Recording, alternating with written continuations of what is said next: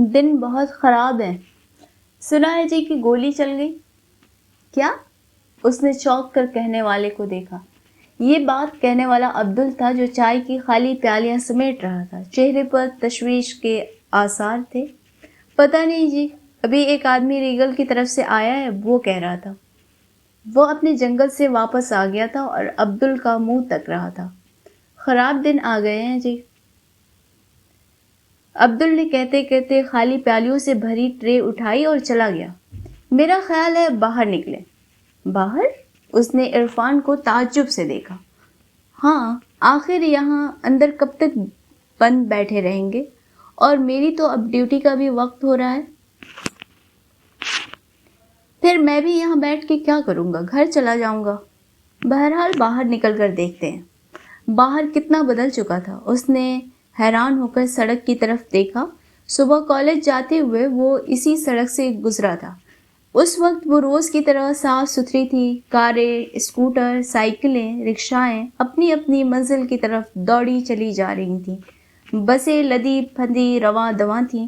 دوڑتی ہوئی رکشاؤں میں ہر رکشا دوسری رکشا سے آگے نکل جانے کے لیے بےتاب تھی، مگر اب اس پورے رستے پر جا بجا اینٹیں بکھری پڑی تھیں۔ بکھری ہوئی اینٹوں کے درمیان جہاں تہاں بکھرے ہوئے رنگ برنگ شکستہ شیشے، کہیں کسی بس کے، کہیں کسی کار کے۔ ایک آج جلی ڈبل ڈیکر بیچ سڑک پر شکستہ پا کھڑی تھی، مگر اس سے سڑک کے ٹریفک میں کوئی خلل نہیں پڑ رہا تھا۔ ٹریفک اس وقت تھا ہی کتنا، اکا دکا کار بیچ میں پڑی اینٹوں سے بچتی بچاتی کچھ سہمی ڈبل ڈیکر کے پاس سے گزرتی اور ہموار راہ آنے پر اچانک اس کی رفتار تیز ہو جاتی، پھر لمبے وقفے کے بعد شور کرتی، اینٹوں پر سے گزرتے ہوئے جھکولے کھاتی، بے نیازی سے گزری چلی جاتی۔ پیٹرول پمپ کے قریب سے گزرتے گزرتے اس نے دیکھا کہ ایک بھیڑ جمع ہے۔ یہ بھیڑ حیران نظروں سے اس لمبی موٹر کار کو تک رہی تھی جو آندھی پڑی تھی۔ چاروں پہیے آسمان کے بالمقابل، چھت زمین سے متصل۔ حیرت زدہ بھیڑ سے گزر کر آگے گیا۔ نیشنل آڈیٹوریم کے سامنے ایک غضبناک ٹولی کھڑی تھی۔ ایک معزز شخص آڈیٹوریم میں داخل ہوتے ہوتے ٹھٹکا۔ کیوں صاحب، کیا تقریر ختم ہو گئی؟ یہ پوچھیے کہ کیا تقریر شروع ہوئی تھی؟ تو تقریر نہیں ہوئی۔ نہیں، ایک نوجوان نے لال پیلے ہو کر کہا۔ سامراجی دلے، کتے کے بچے، ان کی تقریروں کا زمانہ ختم ہو چکا ہے۔ ایک اسکوٹر فراٹے بھرتا ہوا آیا، قریب آ کر رکا۔ اب اوپر کیا ہو رہا ہے؟ کرسیاں چل رہی ہیں۔ اسکوٹر سوار نے پستول نکال کر ہوا میں فائر کیا۔ اسکوٹر اسٹارٹ کیا، یہ جا وہ جا۔ یار، اس کی کار بھی تو یہاں کھڑی ہوگی۔ گڈ آئیڈیا، دلے نے غریبوں کو لوٹ کر خریدی ہے، جلا دو۔ امی نے دھڑکتے دل اور دہشت زدہ نظروں سے اس کا استقبال کیا، بلائیں لی، ہاتھ اٹھا کر بھرے دل کے ساتھ کہا، یا اللہ تیرا شکر ہے۔ ہوا کیا؟ اس نے تعجب سے امی کو دیکھا۔ اے بیٹے، میں تو ہول گئی۔ محلے میں شور پڑا ہوا تھا کہ گولی چل گئی۔ میرا اوپر کا دم اوپر، نیچے کا دم نیچے۔ بولائی ہوئی بار بار دروازے پر جاتی تھی، دعا مانگتی رہی کہ اے اللہ، میرا بچہ باہر گیا ہوا ہے، خیریت سے واپس آئے۔ کیا ذاکر آ گیا ہے؟ باہر کے کمرے سے ابا جان کی آواز آئی۔ جا بیٹے، باپ کو صورت دکھا کر آ۔ وہ بھی پریشان تھے۔ کمرے میں قدم رکھا تو دیکھا کہ ابا جان کے ساتھ خواجہ صاحب بھی بیٹھے ہیں۔ بیٹے، ہمارا سلامت کہاں ہے؟ خواجہ صاحب نے فوراً ہی سوال کر ڈالا۔ سلامت مجھے دوپہر کو ملا تھا، پھر وہ اجمل کے ساتھ کہیں نکل گیا۔ بے ایمان جلوس کے ساتھ گیا ہوگا۔ جلوس کے ساتھ؟ پتہ نہیں۔ بے ایمان نے ہمیں پریشان کر رکھا ہے۔ خواجہ صاحب غصے میں بڑبڑائے۔ سنا ہے گولی چلی تھی؟ گولی؟ نہیں چلی تو چل جائے گی۔ نہیں چلی تو چل جائے گی۔ کیا کرفیو لگ گیا ہے؟ ابا جان نے متانت سے سوال کیا۔ ابھی تو نہیں لگا ہے۔ کب تک نہیں لگے گا؟ اللہ تعالیٰ اس ملک پر رحم کرے۔ ابا جان نے ٹھنڈا سانس بھرا۔ مولانا، کرفیو تو امرتسر میں لگا تھا۔ جس نے کھڑکی سے گردن ایک دفعہ باہر نکالی، پھر اسے اندر نہیں لے جا سکا۔ گردن باہر نکلی اور گولی آئی۔ بھائی کب کی بات کر رہے ہو؟ مولانا یہ جالیانوالہ باغ کے زمانے کی بات ہے۔ کیا آگ لگی تھی! 3 راتوں تک کسی نے گھر میں چراغ نہیں جلایا، اتنی روشنی تھی اس آگ کی۔ جی، اس نے تعجب سے خواجہ صاحب کو دیکھا۔ ہاں بیٹے، اس بڑھاپے میں جھوٹ بولوں گا؟ وہ امرتسر کا سب سے بڑا پیٹرول پمپ تھا، صاحبوں کی گاڑیوں میں وہیں سے پیٹرول بھرا جاتا تھا۔ 3 دن 3 رات جلتا رہا، شعلے آسمان سے باتیں کریں۔ پھر کیا ہوا کہ بینک لوٹ گیا، پھر بازارے میں لوٹ پڑ گئی، پھر کرفیو لگ گیا۔ کرفیو تھا کہ قہر خدا تھا، جس نے کھڑکی سے ذرا جھانکا، ٹھائے سے گولی چلی، آدمی ٹھنڈا۔ فرنگی نے بہت ظلم کیے ہیں، ابا جان بڑبڑائے۔ مولانا ظلم تو ہم پر سبھی نے کیے، غیروں نے بھی کیے اور اپنوں نے بھی کیے، اب ظلم نہیں ہو رہا۔ رکے، پھر بولے، مگر جی انگریز کا رعب بہت تھا، کیا دبدبہ تھا۔ ڈونڈی پیٹ گئی کہ جس نے جو مال لوٹا ہے وہ شام تک اپنے گھر کے باہر ڈال دے، اس کے بعد گھروں کی تلاشیاں ہوں گی۔ لو جی مولانا جی، آپ کو یقین نہیں آئے گا، جنہوں نے دھجی تک نہیں لوٹی تھی انہوں نے اپنا مال گلی میں ڈال دیا، لوگوں نے اپنی بیٹیوں کے جہیز تک گھروں کے آگے ڈھیر کر دیے۔ شام ہوتے ہوتے امرتسر کی گلیوں میں اطلس اور کمخاب کے ڈھیر لگ گئے۔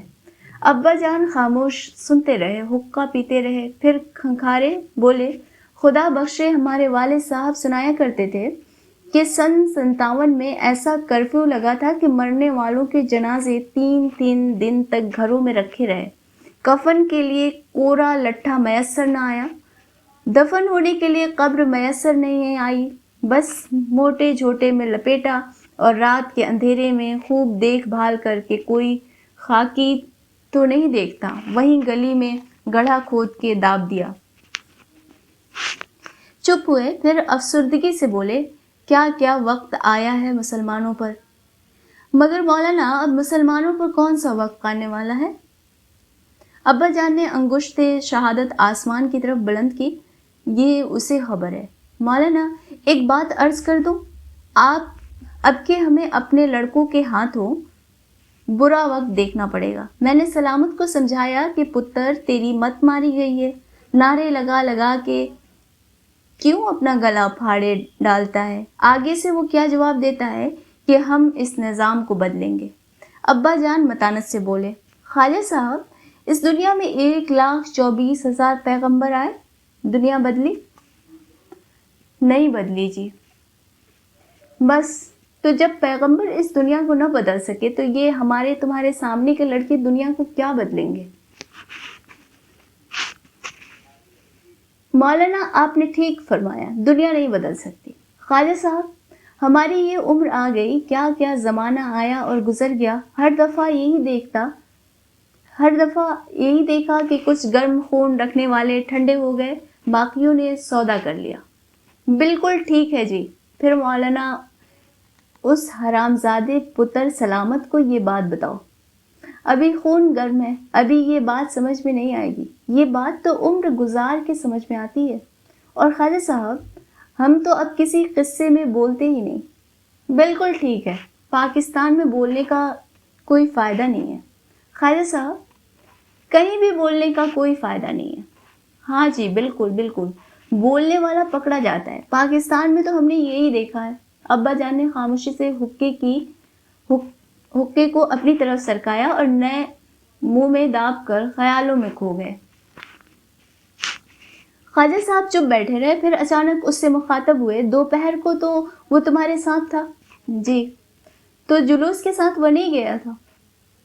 یہ پتہ نہیں، حرام زادہ۔ خواجہ صاحب غصے سے بڑبڑائے، پھر بولے، بات یہ ہے جی کہ اس کی ماں بہت پریشان ہے، میں نے اس سے کہا کہ نصیبوں والی اپنے پتر سے تو صبر کر لے، مگر اسے صبر نہیں آتا۔ رکے، پھر بولے، صبر کیسے آئے؟ ایک بیٹا ادھر ڈھاکے جا کے پھنس گیا ہے، ایک بیٹا یہاں اپنے آپ کو برباد کر رہا ہے۔ کرامت کا کوئی خط آیا؟ یہی تو پریشانی ہے کہ اس کا کوئی خط نہیں آ رہا۔ اس پر بھروسہ رکھو۔ ابا جان نے انگلی سے آسمان کی طرف اشارہ کیا۔ بس اب تو اسی پر بھروسہ ہے مولانا صاحب، وہ میرا بیٹا بہت بیوہ ہے، بہت فرمانبردار، سعادت مند۔ خدا کی قدرت دیکھو کہ جو آوارہ بدمعاش تھا وہ ہمارے سینے پر مونگ ڈل رہا ہے، جو شریف تھا وہ غریب ادھر جا کے پھنس گیا۔ یہ کہتے کہتے کھڑے ہو گئے۔ ابا جان نے حقہ پیتے پیتے خواجہ صاحب کو دیکھا۔ جا رہے ہو؟ ہاں، گھر چل کے دیکھتا ہوں، وہ نالائق شاید آ ہی گیا ہو۔ ہاں پھر جاؤ۔ شاہ صاحب اس بدبخت کے لیے بھی دعا کر ہی دو، اس کی ماں اس کے لیے بہت فکر مند رہتی ہے۔ ابا جان نے انگشت شہادت پھر آسمان کی طرف بلند کی۔ وہ حفاظت کرنے والا ہے۔ خواجہ صاحب رخصت ہوئے اور ابا جان اپنا حقہ اٹھا کر اندر چلے گئے۔ وہ بہت تھکا ہوا تھا۔ پلنگ سے کمر لگاتے ہی اسے نیند آنے لگی۔ اس نے آنکھیں بند کر لیں مگر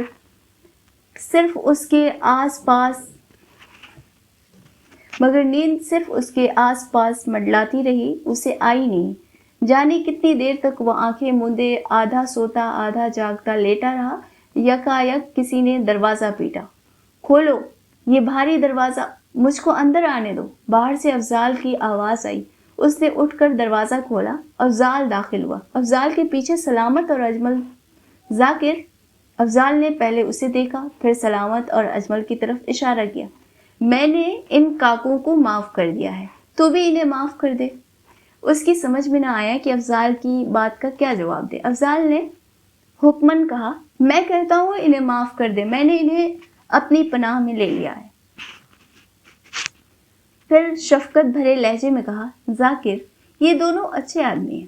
افضال یہ کہتے کہتے کرسی پر بیٹھا اور اجمل سے مخاطب ہوا، کاکے نکال تیرے پاس کیا مال ہے۔ اجمل نے کرسی پر بیٹھتے ہوئے بیگ میز پر رکھا، اسے کھول کر بوتل نکالی اور میز پر رکھ دی۔ ذاکر نے حیرت اور خوف سے بوتل کو دیکھا۔ یار یہاں نہیں۔ کیا؟ افضال نے اسے گھور کے دیکھا۔ اس نے گھبرائے ہوئے لہجے میں کہا، یار تمہیں پتہ ہے کہ میرے والد ان معاملات میں بہت سخت ہیں۔ سلامت نے تحقیر آمیز قہقہہ لگایا، والد؟ یار وہی سفید داڑھی والا کاکا، وہی ہے نا تیرا باپ؟ کوئی بات نہیں، وہ اپنا بچہ ہے، میں اسے سمجھا دوں گا، تو گلاس لے کے آ۔ باپوں کو نہیں سمجھایا جا سکتا، سلامت نے حکم لگایا۔ تو اپنے باپ سے دوسروں کے باپوں کا اندازہ لگاتا ہے، افضال بولا۔ وہ میرا باپ نہیں ہے، سلامت چیخ پڑا۔ پھر کس کا باپ ہے؟ افضال نے معصومیت سے پوچھا۔ مجھے پتہ نہیں، مگر یہ کہ وہ میرا باپ نہیں ہے، میں حرامزادہ ہوں، اس نے پورے زور کے ساتھ دانت کچکچاتے ہوئے کہا۔ ثبوت؟ ثبوت یہ ہے کہ میں کہہ رہا ہوں۔ یہ کوئی ثبوت نہیں ہے کاکے، یہ اعلان کرنے سے پہلے ماں سے تو پوچھ لیا ہوتا۔ پوچھا تھا، پھر؟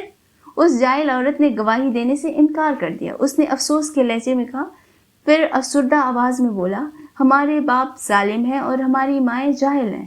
یہ کہتے کہتے اس نے رونا شروع کر دیا۔ اجمل نے سلامت کو روتا دیکھا تو اس کی آنکھوں سے بھی آنسو جاری ہو گئے۔ کہا کہ تو کیوں رو رہا ہے؟ یار میری ماں سلامت کی ماں سے بھی زیادہ جاہل ہے۔ میں نے اس سے پوچھا تو اس نے پہلے مجھے 2 ہتھڑ ماری، پھر اپنے بال نوچ لیے اور چیخنے لگی۔